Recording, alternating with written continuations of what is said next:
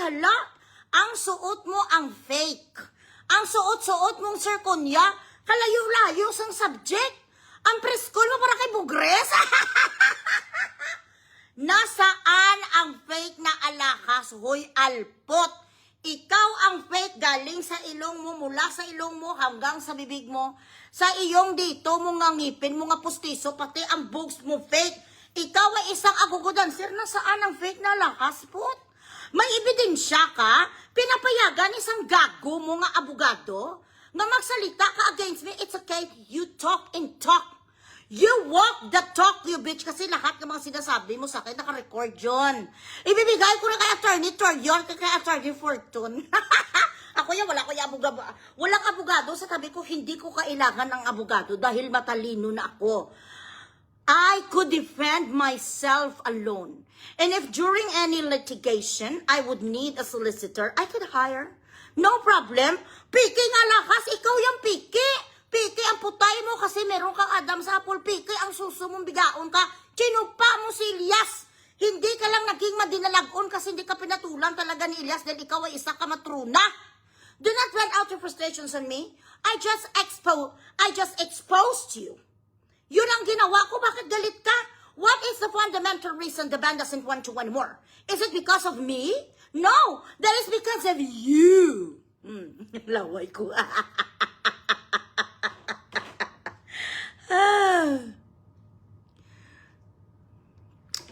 Bayad na sa ang mga nag-question and answer portion sa kanya, bayad na sa lahat na sila scripted.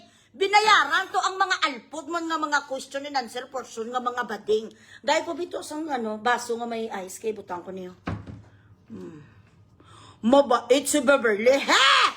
Ganon ang effect ko sa'yo. Ibig sabihin, what I am doing is affecting you so much that you needed to sit beside your attorney and pay all these fucking cheap people. Ang lahat na sa nga ginabayad mo ngayon nasa mga gago nga nakaupo dyan nga mga reporter sa sa harap mo. Pera na lahat sang Elias man, bakit hindi mo explain ang sarili mo sa 29 million? Nasaan ang itemized liquidation mo, Beverly? Where is your book? Saan ang mga resibo 21 million nga hanapan mo man kuya sa mga alahas kuman? Saan ang ebidensya mo may dumating sa iyo nga piking alahas? Ikaw ang nasuot sa piking mo nga Sir Kunya. Utang mo pa yun no, sa alahira sa Pasig, hindi mo nabayaran. Ay, Diyos ko. Ganyan pala now, I could confirm na ganun pala kagrabe ang aking effect sa iyo. Kasi akong tinatapik nyo, yun ang revenge mo sa akin. Tingnan mo nanonood sa iyo, 1,000 plus lang kay Bugres, 5,000. Ayuta mo, pakyo. Ikaw at ang abogado mo, pakyo. Bilat si Iloy, nagwakuha pa sa abogado, unano, patride. Tandaan mo. Siguraduhin mo wala kang iskandalo sa iyong buhay. Tatanungin ko si Claudine Barreto mamaya pag nag-video call kami.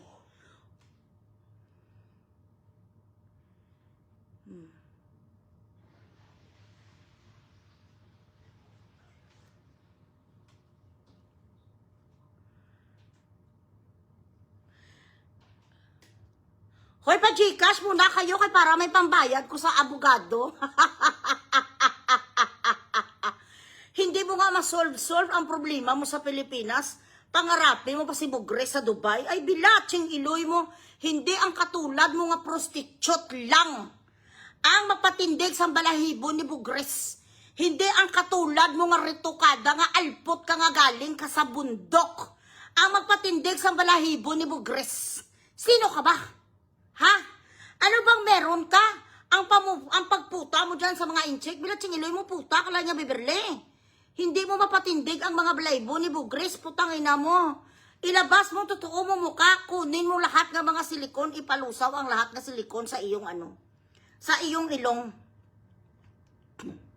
Dinipinsahan ko lang si Elias nga ginakawan mong bigaon ka.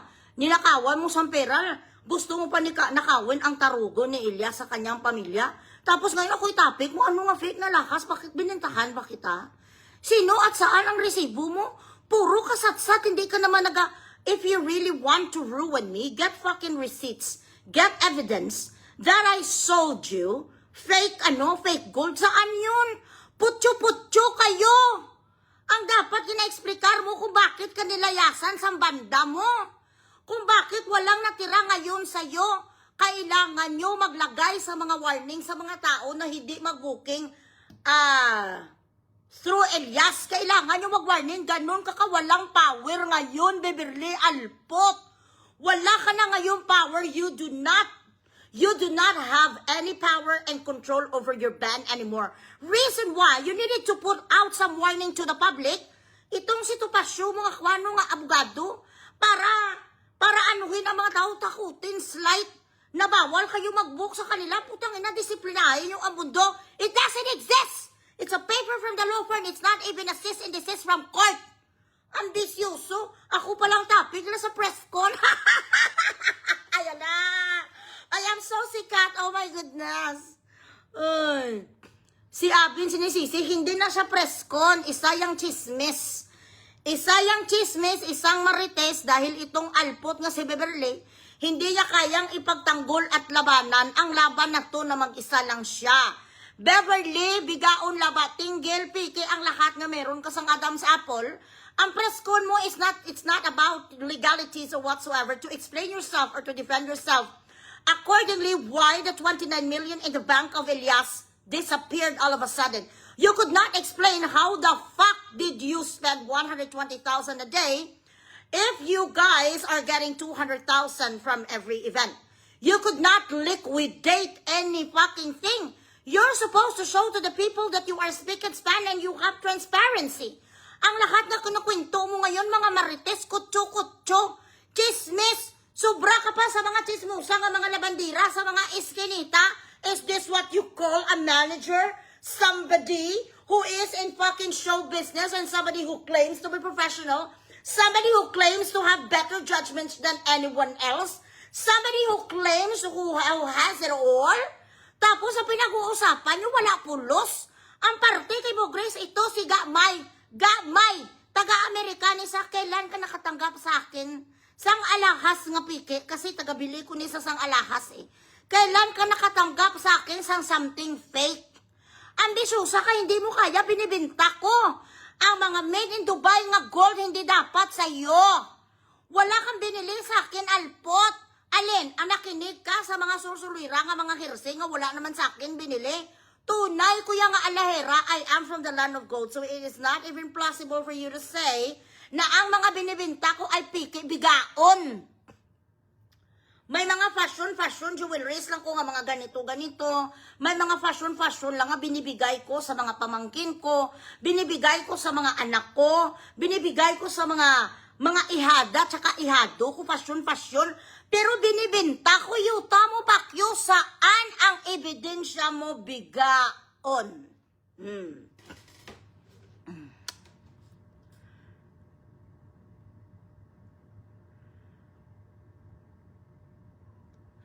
Share the live, mas marami pa kong watcher kesa sa'yo. Ikaw ay isang pukpok, ibalik mo ang pera sang Elias TV.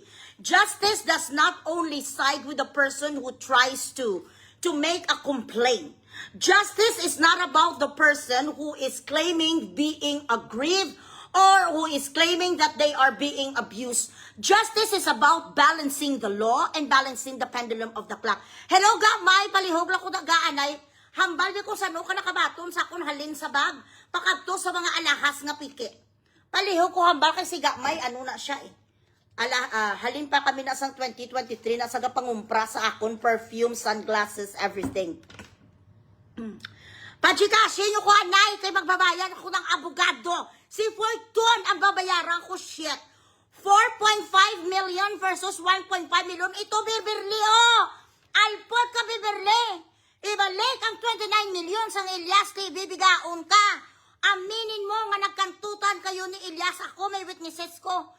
Meron ako dito mga iba't ibang messages kung paano kayo nagkantutan ni Elias. Ilabas na natin ang lahat. Ilalabas ko pa ang video mo nga kinulata ka kasi nailibing na ngayon si Patana. Ilalabas ko rin nga may kumakantot sa'yo. Ewan ko na lang kung paano interpret sa mga tao. Kung sinong kakantutan mo, yun lahat ilalabas ko. Akala mo tatahimik ko? Akala mo matatakot mo ko sa press con mo? Pila chiloy, Beverly Alpot. Dahil namatay si Patana, lahat nga ebidensya, ilalabas ko na. Libre. Pinachiloy ako pala yung topic. Dahil alam ni Beverly kung anong meron ako. Alam mo, bobo ka eh. Dapat kaibaganin mo si Bugres kasi alam mo meron akong ebidensya dito. Ang bibig ko ang mariit, ang bibig ko ang sumpa. What she's doing right now is because she thinks that she is going to be able to undermine me. You think you could undermine me? You think you could try to scare me? With this stupid, ang mga nag-question sa iyo sa preskon, puro lahat may HIV. Hoy! Mga badeng! Putangin nyo, magkano binayad sa inyo? 1,000? Tapos pinakain kayo sang dyan, sang kikiam? Ayuta! Bilaching iloy! Ito masasabi ko sa iyo, katapusan na to ng karir mo. Kahit bilaching iloy si Richie de Horse, kahit ang mga mumurahin ng mga artista hindi magpabook sa iyo or magpamanage sa iyo, Beverly. Kasi numero 1 ka kachismosa, numero 1 kang diputa, kang do mga sa iskinita, kada nga mga kwano, nga mga kutsu-kutsira. Walang hiya kaya nga klase sa pagka-manager. Kita mo, mas importante pang issue sa akin, huwag ka mag-alala, Beverly. Pinapa-edit ko pa ang video na kinukulata ka at ang video na may kinakantot ka nga matruna ka. Para makita sang lahat na ikaw ay may putay at at the same time ikaw ay may titi at may betlog. Akala niya siguro makurog-kurog ko ka na papreskon. So, ay, hala. It simply means it's so simple. You and your lawyer, you did not think this through. You discussing about me when you're supposed to discuss about the things that you need to explain in order for you to redeem yourself, ako ang diniscuss mo. Dahil akala mo sa akin, matatakot ko. Alam na alam kasi ni Beverly na may hawak ko na ebidensya galing kay Mama Patana. Why do you think she did not attend the funeral and the wake? Ha? Kasi alam niya siya ang rason. Inutangan mo tong matanda to ho. Ilang milyones, pati ang ilang tao, putang ina ka. Pagkatapos na padala-dala ka sa kanya sang hilo. Hiniluan niya si Patana, kaya napatay nga nagabula-bula ang bibig. Yan ang rason. 100,000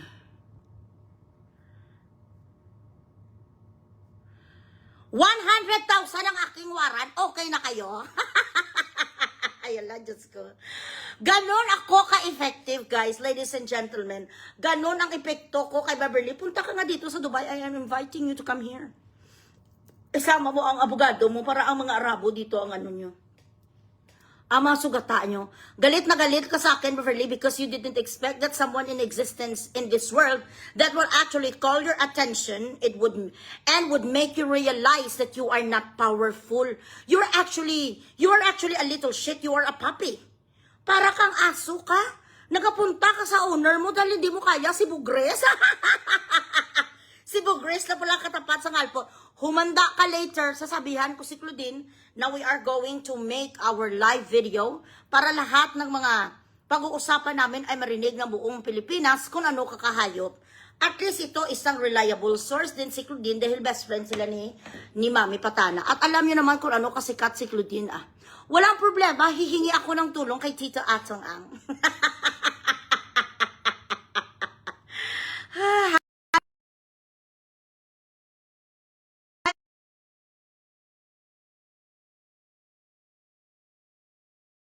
Kawawa talaga si Ilyas. Sakuragi spelling sang video, putang ina, naiinit gid ko sa spelling sang video. VIDEO ang video. Share the live. Sandali lang, nagalobat ko.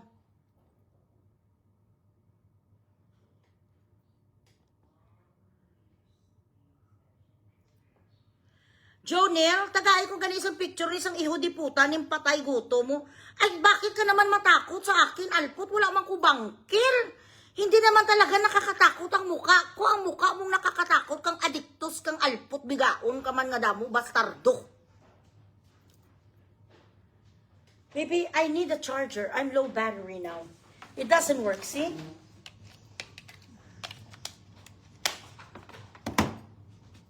See? It doesn't work. Hold on. You need to move slow. Hindi ka mag-move sa amo na kay madagdag naman kurong klipuno ko mabuka naman. Why are you going crazy? Why are you going crazy? Kaya ang bilat sa iloy ko, wala ka nagakwan. So this one wasn't working? I don't know. Remove your arm. No, but this one wasn't working. Try the other two. I did. Now it's fine. I Kalas. know, because I use it all the time. Yeah, right. That is Gapulo ka lang di puta. Kakaroon 16 Pro Max. Cash ni sa ngakon nga telepono. Gago.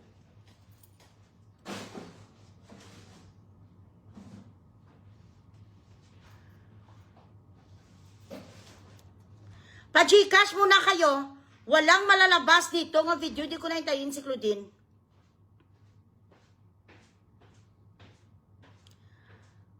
Thank you, Christine, for the Gcash.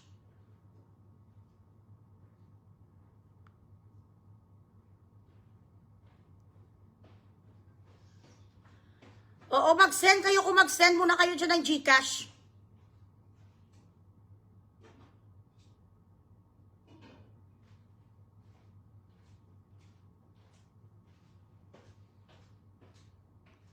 Sinisiraan niya, nag-press-con siya. Para siraan niya si Abby. Si Luz ka kay Abigail. Hoy! Wala kang laban kay Abigail. Si Abigail fresh ang putay. Ang putay ni Abigail preska. Ang putay mo dunot.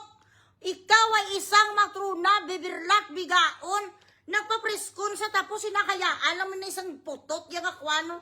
Sang kama-kama, yung akwan, kama-kama, yung abogado para dauton si Abby. Yan ang preskon nyo. Para dauton si Abby, kahit anong mangyari, hindi na babalik sa'yo ang Elias TV. Hoy, bigaon. Kaya nagaganon siya kasi she will never have Elias. She tried, but she didn't win. She failed. Kasi sabi nga nila, ang putay mo daw ay kurinot, hindi ka preska. Mabaho ang pikpik mo, kaya hindi nagpatuloy sa'yo si Elias na bigaon ka. Hindi ka rin marunong magtsupa, putang ina ka kasi pustiso ka. Naiiwan ang bako sa bunganga mo sa titi ni Elias. Kaya panalo si Abigail, may anak sila, yun ang iyong ginagut-gut. Walang ibang rason. This is not about professionalism. This is not about you being a manager.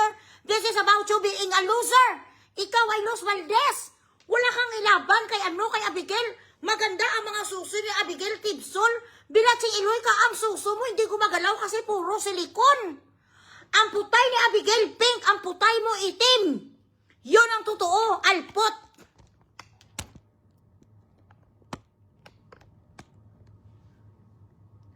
Pati gali-balay ni Elias sa may kuman magpaubra. Yes, TP Mark. Gusto niya alilain kasi one and only yan lang naman na talent ang Elias TV. Wala naman siya sa ibang talent. And prior to that, she did not have anybody. She was working in a construction firm with a in-chick that she announced to be married with. But it's actually not true. It is actually not true. She is a worker. She is an employee. She's not a wife. She was never a wife. She actually said it sa kanyang kachat sa Facebook na wala naman akong asawa, partner lang, business partner for forever. Lahat ginagawa niya. Nag-chat-chat sa somebody na scripted na para ipa-spread out na siya ay buntis kay Elias ay patay huya. Walang anak si Elias na chimpanse. Bilatsing iloy. Kahit anong mangyari, pag lumabas yung di puta chimpanse, hindi na iyan ni Elias. Kung ano sa kaalpot, dautan mo si Abby ngayon sa preskon. Si Abby virgin. Ikaw bilatsing iloy mo, gipasapasahan ka sa isang katutak nga tarugok. Gipasapasahan ka sa ilang mga lalaki. Galit na galit ka kay Abigail, putang ina, 47 ka na, si Abigail 20 lang. Nanay ka na ni Abigail, kakumpetensya ka sa kanya, matruna ka alpot. Tingnan nyo ngayon ang itsura ya sa preskon kay wala pelter. Lumabas ang itsura mo nga lusyang. Ikaw ay lusyang na malnares, ha? Wala kang sinasabi dito sa mga suso ni Bugres. Wala kang sinasabi sa aking pagkatsabilita. Ako ay cute, makaulumol ako parang teddy bear. Ikaw, bones. Bones are for dogs. Si Bugres ay masarap, kuya. Ang lechon ay masarap kainin. I'm sorry. Mayabang talaga na si Poncito Pasio. Lahat naman ng mga maliliit na mga tao, basta unano, mayabang talaga. Short men are mayabang. And you know, they are mayabang because they have short dicks. Maliit ang mga titi ng mga unano, kaya binabawat nila sa pagiging mayabang. Maliliit ang mga titi nila niyan.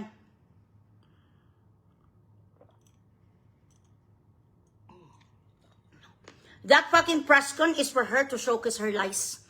And she thinks that she is going to be able to redeem herself by ruining the reputation of Elias' partner Pumasok ka sa isang relasyon na hindi pwede.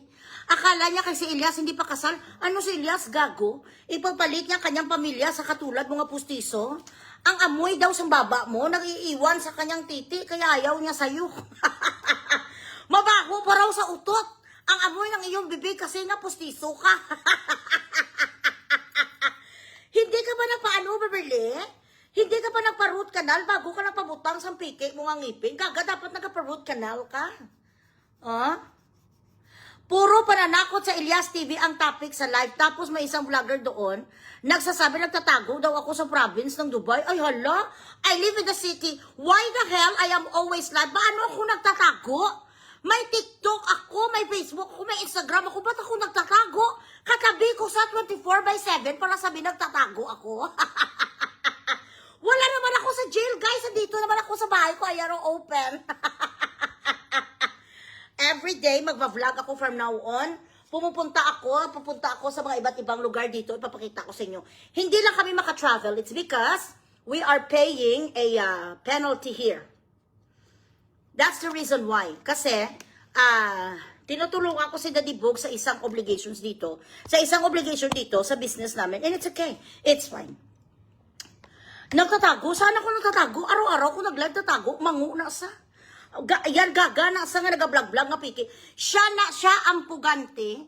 Meron na siya sang verdict reading niya sa Lawag this coming September. She is facing 10 criminal cases in Lawag, vowsy and cyber libel from a very rich family.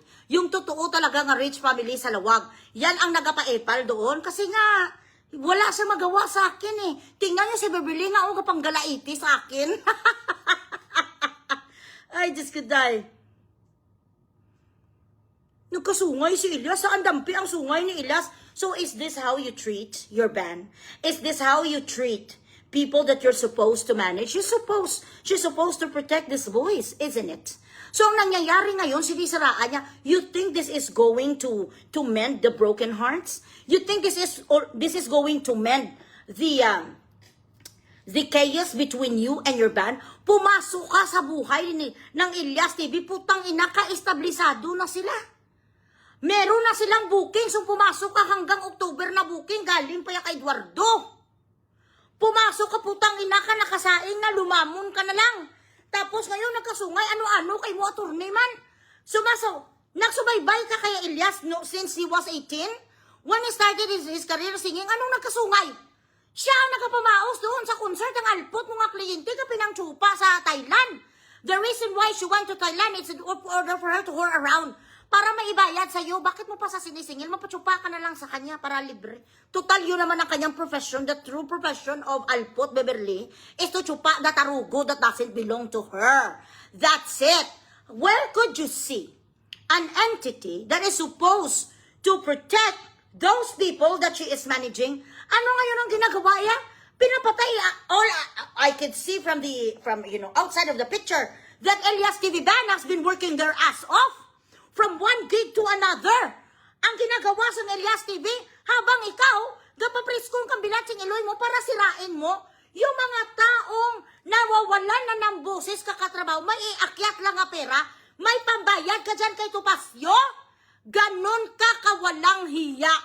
Yung mga taong nilalansang mo ngayon sa krus dyan, sa preskon mo ay mga taong nagbabayad sa preskon mo. Where the fuck do you get your money, Beverly? Isn't it from the band? Why are you crucifying them? Ito din ang gago mo man nga abogado. Ay, ano ka, attorney man? Ganito ka pala? Wala ka pala conscience din? Dapat binigyan mo niya sa sang repertoire what she's not supposed to say. The only thing that you guys are trying to showcase right now, you are people with no conscience at all. If we are really going to look at the situation, those boys are working so hard in order for you to get paid, attorney. Sila, ang kinukuhanan, silang ginagawa ng gatasan sa kliyente mo, but you sit there and you fucking malign and undermine and insult and assassinate your character. Is this the doing of somebody who's supposed to advocate for justice?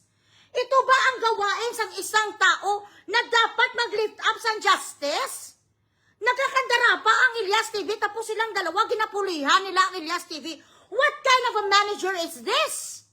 So ito ang rason kung bakit ayaw na ng Elias TV sa kanya. Ito ang rason kung bakit siya nagpapreskon para ipakita sa bigaon ang totoo niya kulay. She does not deserve to have Elias TV. They're basically feeding you. They are basically paying your bills. And look what she's doing. Pinapatay nga sa preskon, amuni sa kaalpot si Beverly. Ay, wala naman ako pakialam dyan, wala naman ako minamanage.